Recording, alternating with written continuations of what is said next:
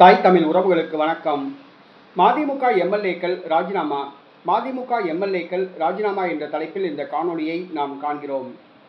2026ஆம் ஆண்டு நடைபெற்ற தமிழக சட்டப்பேரவைத் தேர்தலில் திமுகவுடன் கூட்டணி அமைத்து மதிமுக போட்டியிட்டது. 4 தொகுதிகள் உதயசூரியன் சின்னத்தில் போட்டியிட்டது. 2 தொகுதிகளில் வெற்றி பெற்றது. 2 தொகுதிகளில் தோல்வியடைந்தது.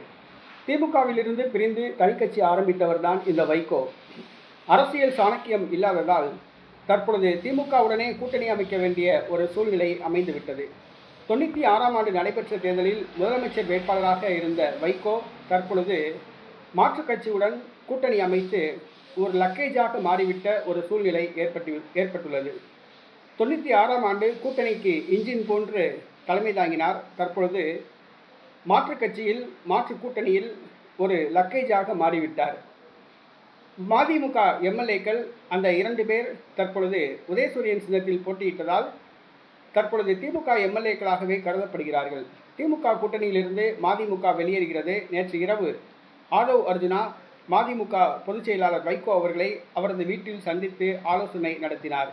மதிமுக சட்டமன்ற உறுப்பினர்கள் 2 பேர் ராஜினாமா செய்துவிட்டு இடைத்தேர்தலை சந்தித்து தனி சின்னத்தில் மதிமுக வேட்பாளர்கள் போட்டியிட்டு வெற்றி பெற வைக்க ஆதவ் அர்ஜுனா உறுதியளித்தார். மேலும் வருகிற உள்ளாட்சி தேர்தலில் 5 மேயர் பதவிகளை வைகோ கேட்டார்.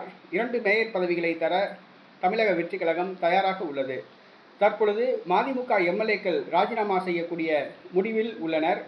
இது திமுக தலைவர் மு.க. ஸ்டாலினுக்கு அதிர்ச்சியை கொடுத்துள்ளது. ஏற்கனவே 6 தொகுதிகள் காலியாக உள்ளன. மதிமுக வேட்பாளர்கள் மதிமுக எம்எல்ஏக்கள் 2 பேர் ராஜினாமா செய்தால் காலியான தொகுதிகள் எண்ணிக்கை 8ஆக உயரும்.